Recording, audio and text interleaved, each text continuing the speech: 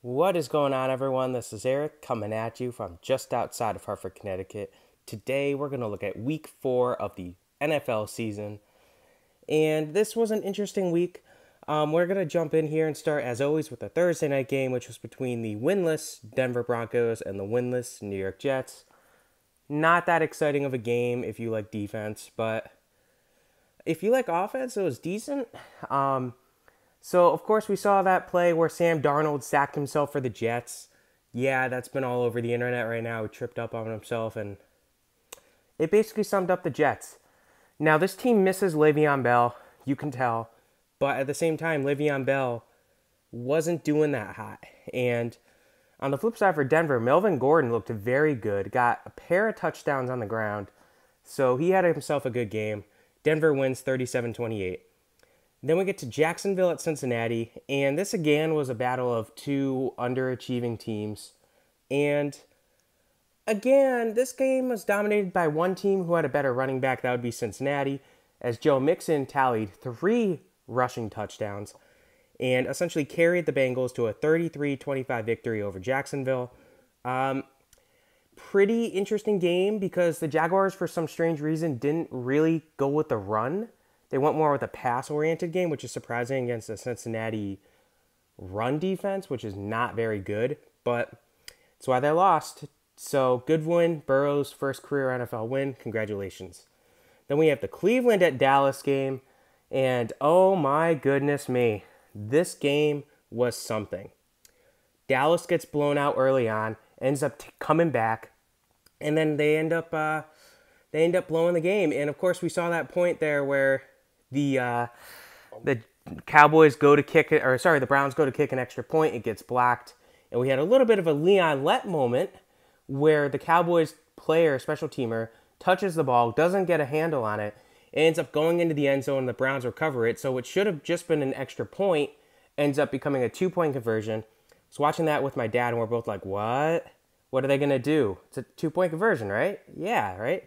And then they end up calling it. We were confused, and I'm just like, only the Cowboys. Odell Beckham Jr. had himself a good game, 3 touchdowns total, and it was a pretty good game. Of course, one of those touchdowns came from Jarvis Landry, so 49-38. Dallas needs some help on defense, no doubt.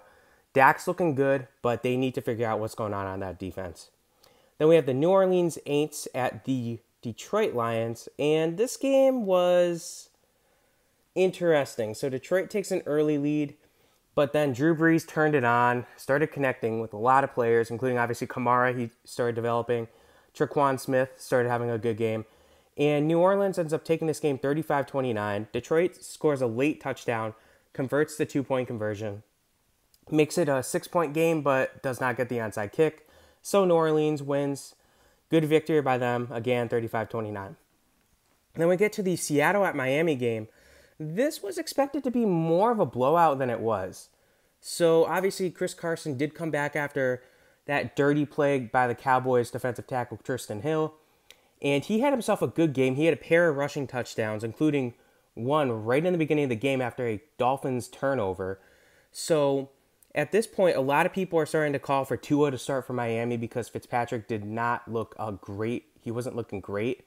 And it was against a more suspect Seattle pass defense, which is kind of crazy to say that, but especially because Jamal Adams didn't play. But Seattle hangs on and wins 31-23. Russell Wilson looked very good.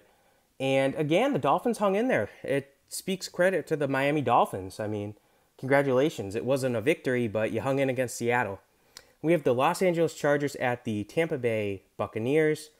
And this one was more of an offensive battle than you would have expected, specifically from the Chargers, obviously Justin Herbert. And we also saw the stat there where Herbert's the youngest quarterback in the NFL right now, starting quarterback. Brady's obviously the oldest. They met, and Brady's like 21 years older than Herbert, which is kind of crazy when you think about it, and they're battling as head-to-head, starting quarterbacks. And Tampa Bay ends up winning, but they did suffer a big injury with O.J. Howard going down with a ruptured Achilles. He's done for the year.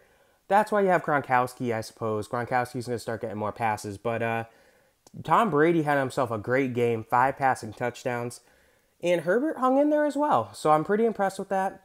Good game by both teams. 38-31, Tampa Bay. Then we have the Baltimore Ravens at the Washington football team. And this game was a little closer than I was expecting it to be. And part of that's because, it was pretty clear to Dwayne Haskins that he was on the hot seat. He had to have a good game today. And he proceeded to have a decent game. He wasn't electric. He wasn't shut down. He didn't get the massive touchdowns. But he did well against a good Baltimore defense. So he kind of somewhat quieted some of the rumors of him getting benched. But still, he has a lot of work to do. On the flip side, Lamar was all over the place. I think he accounted for 1 rushing and 2 passing touchdowns. So Lamar looked good against a not that great Washington team, hold their pass rush. Pretty good win by Baltimore, 31-17, gets them back in the win column. Then we have the Arizona Cardinals at the Carolina Panthers. And this one, again, was a little surprising. So Teddy Bridgewater had himself a very good game. And it really just helped Carolina pull the upset victory over Arizona. Arizona really is kind of struggling right now. I don't want to say it, but they are. They're on a 2-game losing streak to 2 teams that they should have beaten, Detroit and Carolina. So, Kyler Murray's doing decent, but the injuries at the receiving core are somewhat starting to add up for them. 31-21, Carolina wins. Now we get to Minnesota at Houston, a battle of, again, winless teams at that time. And this game was, again, pretty close. But Minnesota ends up squeaking it out 31-23.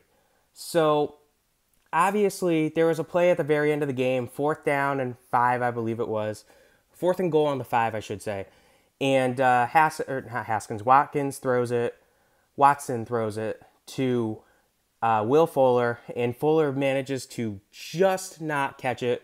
It would have been a touchdown. It would have been essentially, all right, we're in a good position. We just got to get the 2-point conversion. And unfortunately, they wrote a touchdown, then it gets overturned.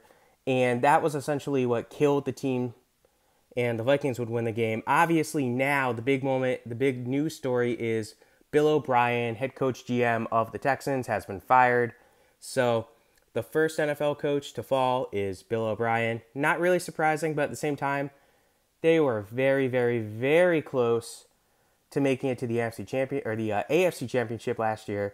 So, pretty surprising, but here we are. Bill O'Brien's fired. Congratulations, Houston fans. And then we have the New York Giants at the Los Angeles Rams. This game was ugly. This was not a pretty game if you like offense. The Giants were able to contain the Rams' offense, which was a little surprising, but not surprisingly, the Rams were able to contain the Giants' offense. Nobody really stood out in this game. Goff did okay, but he didn't do great. After the game, these two teams had a little bit of a scrum. Punches were thrown. There's probably going to be fines, maybe a suspension or 2. We shall see. Rams win 17-9. And we have the Indianapolis Colts at the Chicago Bears. And this was Nick Foles' first start for the Bears. And it didn't go that great. He did end up outdueling Phillip Rivers, but they couldn't connect enough, and Indianapolis pulls out the 19-11 victory. It was a close game, but it just, the Bears have some problems on offense. The Bears have some problems on defense. The Colts have some problems on defense and offense, but Foles should have been able to take advantage of a weaker, injured secondary in Indianapolis, but he did not. So we'll see what happens with Trubisky. Then we have the Buffalo Bills at the Las Vegas Raiders. And this was going to be an offensive battle, everybody thought. And it ended up being a decent offensive battle.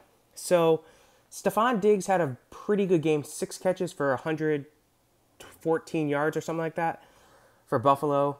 Josh Allen's looking very good. And the Bills proved themselves against a very good opponent in the Raiders.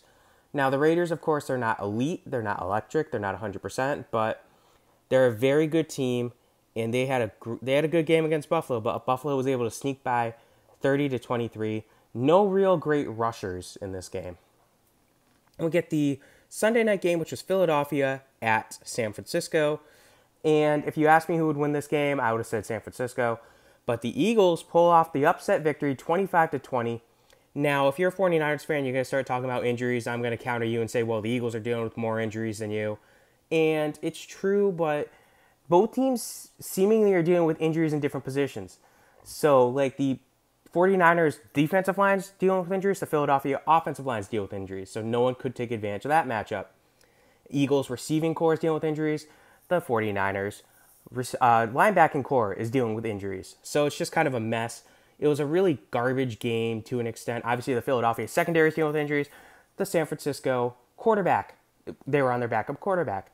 So it would have been interesting to see these two teams go fully healthy. And unfortunately, we didn't get that. But Philadelphia pulls off the victory. Carson Wentz looked good as a runner, which is what they needed. He still isn't looking great as a passer. Zach Ertz was really shut down in this game. On the flip side for San Francisco, George Kittle had himself one heck of a night. Over 15 receptions for like 130 or 160 yards, something like that, and a touchdown. There were two very controversial moments on the two San Francisco touchdowns. And, of course, we all saw the meme of Malik Jackson from the Eagles pushing the football back. That was not cheating because they always catch that, and teams do it all the time. So, in any way, it doesn't matter because the center ends up grabbing the football anyway. And they scored on that play with a very controversial, should have been called 15-yard penalty for using a helmet on a defenseless tackler. But that's neither here nor there because the Eagles end up winning. And there was a very good run by Brandon Ayuk. But that play also should have been called back with an illegal questionable block. But again, I do have to mention the hurdle.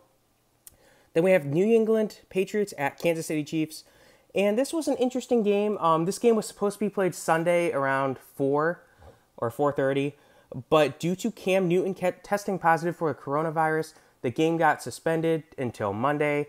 And they ended up moving the original Monday night game back for 30 minutes. And I was able to watch this game. I was very happy to watch it. And it was a little... The first half was very disappointing offensively. It ended 6-3. And it wasn't that great. And then Kansas City really turned it on in the second half. And just started dominating. There were some questionable calls, such as that no call. Oh, no, Mahomes is down, but he clearly wasn't down. He's still moving. He ends up losing the ball, gets picked off, and they're like, oh, no, it's dead.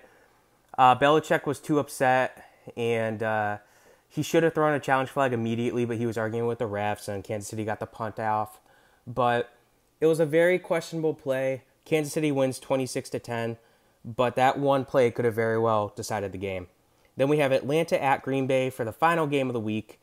Yes, only 15 games. We'll get to that in a second. And this was Atlanta at Green Bay, like I said. And as you can tell, too, my red marker died, so I had to use this other marker here.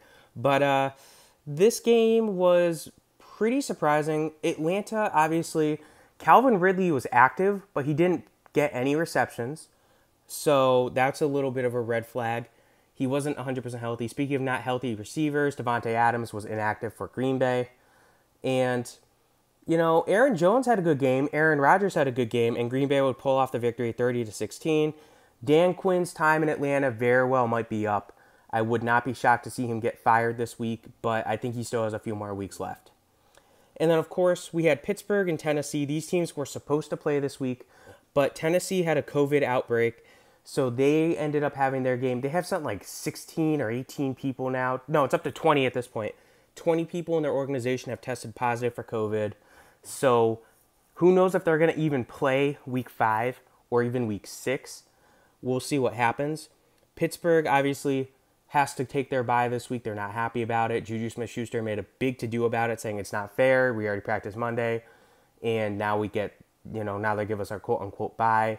But it is what it is, so we'll see what happens. Pittsburgh's going to be very upset going into the Week 5 matchup against Philadelphia.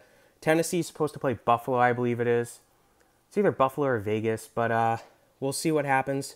Tennessee very well might have to forfeit a game because of this whole crisis. We'll see what happens because they already had their bye week.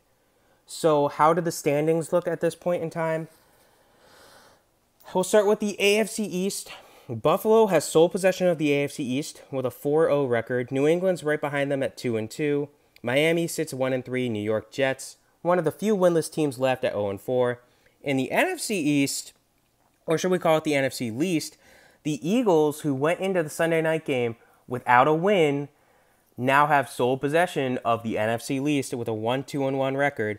Washington and Dallas sit behind them at 1-3, and New York also 0-4. So the two New Jersey teams are combined 0-8.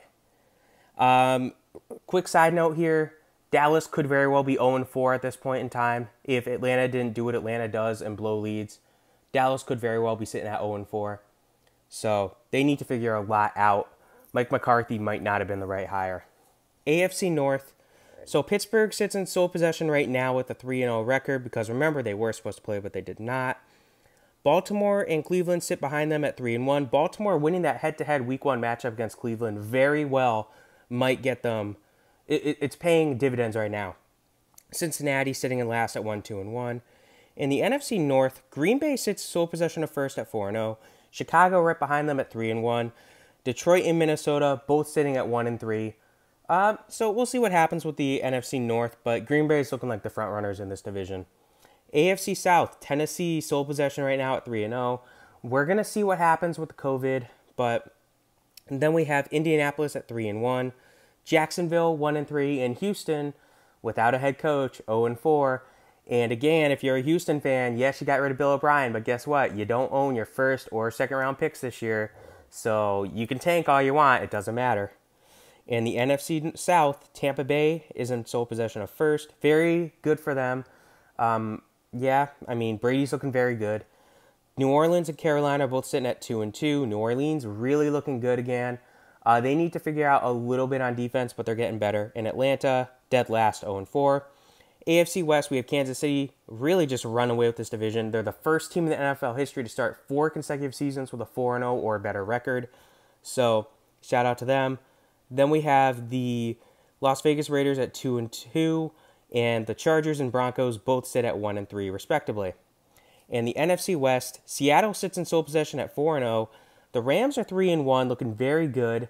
Seattle's looking better, though. Arizona and San Francisco both sit at 2-2. Those are